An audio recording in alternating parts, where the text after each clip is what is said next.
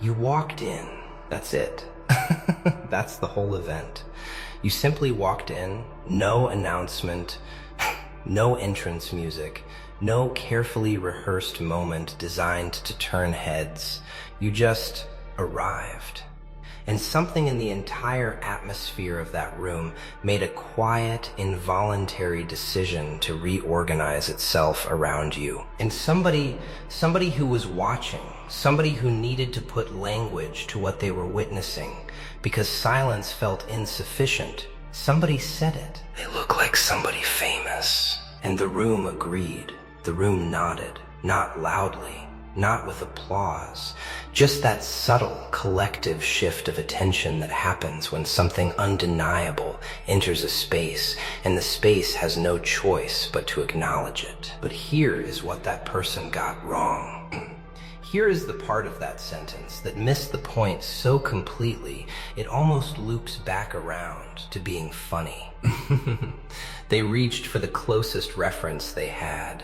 They opened the filing cabinet of every impressive human being they had ever encountered, every face on a screen, every name attached to fame, every person the world had collectively agreed to look at, and they pulled out the nearest comparison and offered it to you like a compliment, like fame was the highest available language for what they were seeing. But fame is not what you are. Fame is a construct.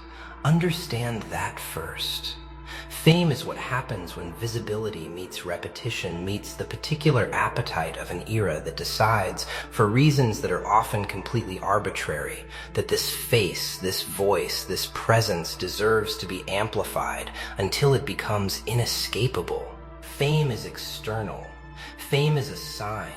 Fame is a crowd decision made by people who have never been in the same room as the person they are deciding about. What you carry is nothing like that. What you carry was never assigned by a crowd.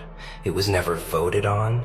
It was never the result of a campaign or a strategy or the right timing in the right industry with the right people making the right calls.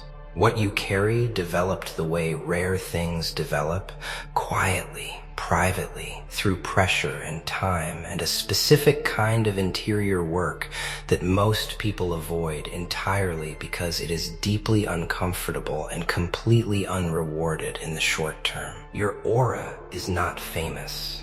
Your aura is forged, and there is a difference so vast between those two things that putting them in the same sentence is almost a category error. Let's talk about what an aura actually is, because the word gets used loosely. It gets decorated with mystical language and vague spirituality until it floats away from anything concrete and useful. So let's bring it back down. Let's put it on solid ground. Your aura is the cumulative broadcast of everything you have survived, decided, chosen, refused, built, and become, expressed not through your words, not through your resume, not through anything you consciously perform, but through the simple, unedited fact of your presence. It is involuntary. That is the part that unsettles people. They cannot locate the source of it. They watch you and they are waiting for the trick, for the studied gesture, the rehearsed confidence, the strategic deployment of charisma that they can learn and replicate. They are waiting for the technique, and there is no technique. There is just you, fully assembled, fully present, carrying the full weight of everything you are without apology and without performance and without the nervous, constant checking that most people do, that perpetual interior glance toward the mirror of other people's reactions to make sure they are still acceptable, still approved of, still landing correctly. You stopped doing that check a long time ago, and that stopping is where the aura was born. Because here is what most people do not understand about presence.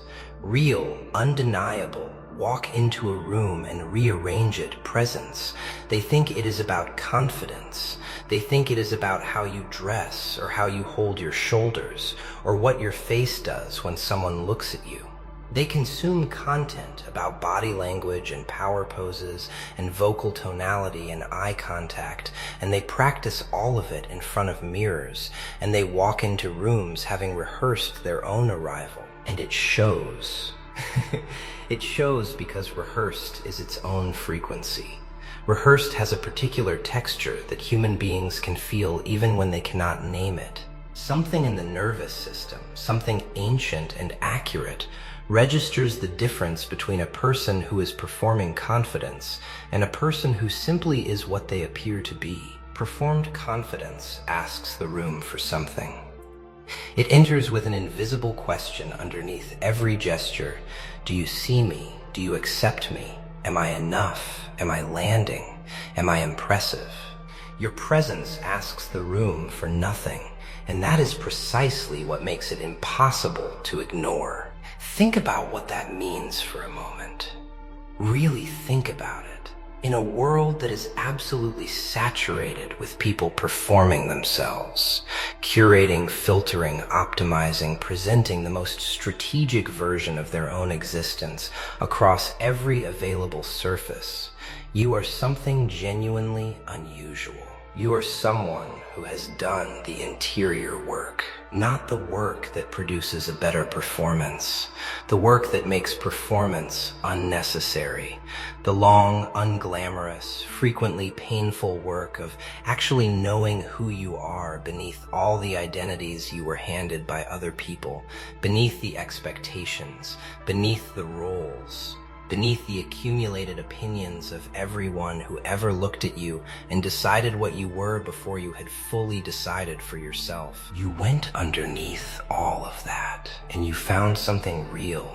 And you built your life on top of that, instead of on top of the performance. And now when you enter a room, what people are responding to, even when they cannot articulate it, even when the best language they can find for it is a celebrity comparison, what they are responding to is the extraordinary rarity of encountering a person who is entirely, uncomplicatedly, actually themselves. That is what the aura is. It is the signal that says, this person has done the work. This person is not a draft. This person is not still waiting to become something. This person has arrived at themselves and they are not leaving. And now let's talk about the don't even try part. Because that is the part that people misread. That is the part that gets interpreted as coldness or arrogance or unapproachability. People feel that signal, that specific, unmistakable frequency that says this is not someone you can handle casually. And they translate it through their own limitations into something negative. They say you are intimidating, as if that is your problem, as if the solution is for you to make yourself smaller, softer, easier, more digestible. To sand down the very edges that make you what you are, so that people who have done no interior work of their own can feel comfortable in your vicinity without having to confront the distance between where they are and where you are. No, that signal is not arrogance. That signal is discernment made visible. Your aura does not say, don't even try to everyone. That is the misreading. What it actually says is far more specific than that. It says, don't try to be casual with something that is not casual. Don't try to be superficial with something that has no interest in surfaces. Don't try to approach with half of yourself and expect full access. Don't try to bring noise to something that operates in depth. It is a frequency check, and the people who feel shut out by it are simply the people whose frequency doesn't match. And that is not cruelty. That is physics. Because the people whose frequency does match, they don't feel that signal as don't even try. They feel it as recognition. They feel it as finally something real in a landscape of performances. Finally something I don't have to decode or second guess or hold carefully because it might shatter. Finally, someone I can bring my full self to because their full self is already in the room and there is no pretense here to protect. Those people find you approachable in exactly the proportion that others find you formidable. And that asymmetry is not an accident. That asymmetry is the design. Your presence is not a public building with open access and no requirements. It is not a space that anyone can wander into and treat casually and leave without having genuinely engaged. It has a standard, not an arbitrary one, not a cruel one, a real one. The standard of come with your whole self or do not come at all. Bring something genuine or keep your distance until you find it. And in a world where most people are so accustomed to performing their way through every interaction, through every room, every conversation, every connection, that standard feels radical. It feels almost aggressive. It feels like a wall, but it is not a wall. It is an invitation with requirements. Now, let's address the celebrity comparison one more time because it deserves a proper response. When someone says you look like somebody famous, they are doing something very human and very understandable. They are reaching for a shorthand. They are trying to say you belong in a category of people the world pays attention to. You have the quality of someone the world has collectively agreed is worth looking at, worth knowing about, worth following, and that is a sincere compliment. But it is also, in the most gentle possible way, a misdiagnosis. Because the people the world calls famous, some of them are extraordinary, genuinely. Some of them have done real work and carry real substance and deserve every unit of attention they receive. But fame itself, the mechanism, the apparatus, the industry of being known, that machine does not exclusively reward depth. It rewards visibility. It rewards timing. It rewards the particular alchemy of the right look, meeting the right moment, meeting the right platform, meeting the right cultural appetite. Depth is optional in that equation. You are not optional. Your depth is not a bonus feature. It is the whole thing. It is the foundation and the structure and the atmosphere all at once. And no comparison to someone whose primary achievement is being widely seen does justice to someone whose primary quality is being genuinely, irrevocably, completely real. So what do you do with that? What does a person do with the understanding that what they carry is rare, genuinely, not as flattery, not as motivation speak, but as plain observable fact, rare in a way that most available language cannot properly capture? You protect it. You protect it the way rare things deserve to be protected. Not with fear, not with walls, not with the brittle, anxious overguarding of someone who suspects their value might be fragile. With the calm, unshakable stewardship of someone who knows what they have built and has no intention of allowing the noise of the world to erode it. You stop explaining yourself to people whose only goal is to reduce you to something they can comfortably categorize. Because some people, when they encounter something they cannot immediately file, something that doesn't fit the available boxes, something that exceeds the measurements they were prepared to apply, their instinct is not wonder. Their instinct is reduction. Make it smaller. Make it familiar. Make it something I already have a response prepared for. And you are not responsible for making that easier for them. Your existence is not a puzzle to be solved at their convenience. Your presence is not a phenomenon that requires their validation to be real. Their inability to find the right category for you is their limitation to manage, not yours to resolve by shrinking. Let them be confused. Confusion in the presence of something genuine is actually a sign that their instruments are working correctly. It means they are sensing something real that doesn't match their existing models. That is the appropriate response to encountering you. And here is the thing about auras like yours. the ones that are forged rather than performed, built rather than assigned. They grow, not louder, not more dramatic, not in the theatrical direction that gets noticed in obvious ways. They grow deeper, more settled, more completely themselves. Every year that passes, every experience that is absorbed and processed and integrated rather than avoided, every difficult thing that is walked through with full awareness rather than bypassed with numbness, all of it adds to what you carry. You are not at your most powerful right now. Think about that.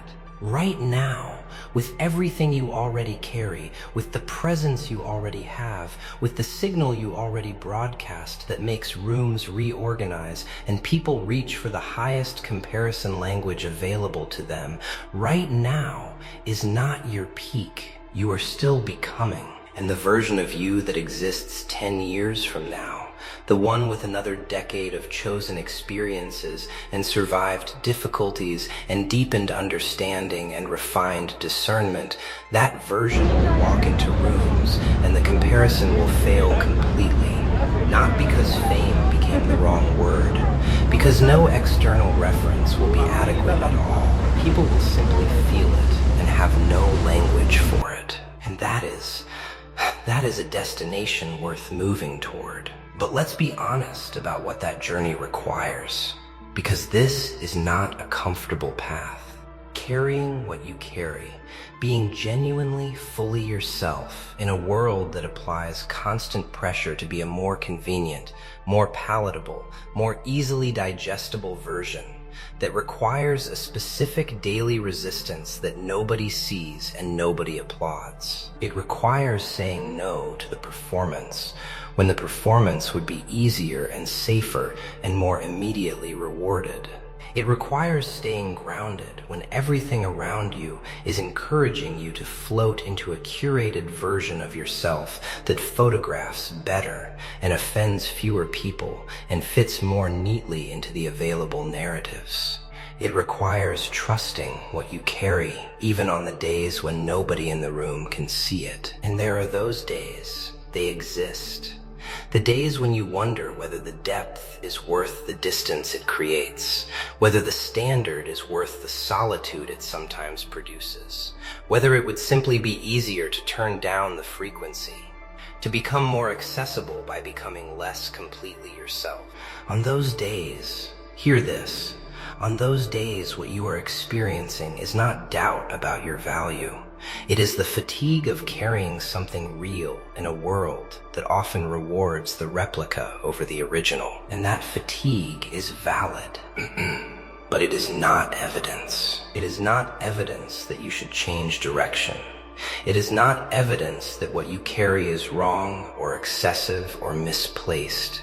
It is evidence that genuine things require genuine maintenance, that depth requires tending, that the work of being fully, authentically, uncompromisingly yourself is actual work, not a one-time decision, but a daily practice, a daily return to what you know to be true about who you are and what you are here to be. So the next time someone looks at you and reaches for a celebrity comparison, and they will, because it will keep happening, because the phenomenon of you will keep producing that response in people who are trying to honor what they're seeing with the biggest language they have available. Receive it gracefully. Let them have the comparison. Let them feel good about offering it. They are doing their best with their available vocabulary. They are trying to say, you are extraordinary, and they reached for the nearest word their culture gave them for extraordinary. But in the quiet of your own understanding, know the difference. Know that what they are responding to has nothing to do with resemblance and everything to do with residence. You are fully resident in yourself, fully occupying your own existence, fully present in your own skin, without the constant flinching, the constant adjusting, the constant monitoring of whether you are being received correctly. That residency is what they feel. That is the aura, not a look, not a bone structure, not a quality of light around famous people that somehow attached itself to you by fortunate resemblance. A quality of being. A quality of having done enough interior work that who you are on the inside and who you appear to be on the outside have finally, completely arrived at the same address. Most people spend their entire lives with a gap between those two things. The interior self and the presented self perpetually at a distance from each other, close enough to be exhausting, far enough apart to create that specific low-level permanent discomfort of never quite feeling seen because what is being seen is never quite what is real. You closed that gap. You closed it through choices that cost something. Through moments where you chose truth over convenience, depth over approval, the slower authentic path over the faster performed one.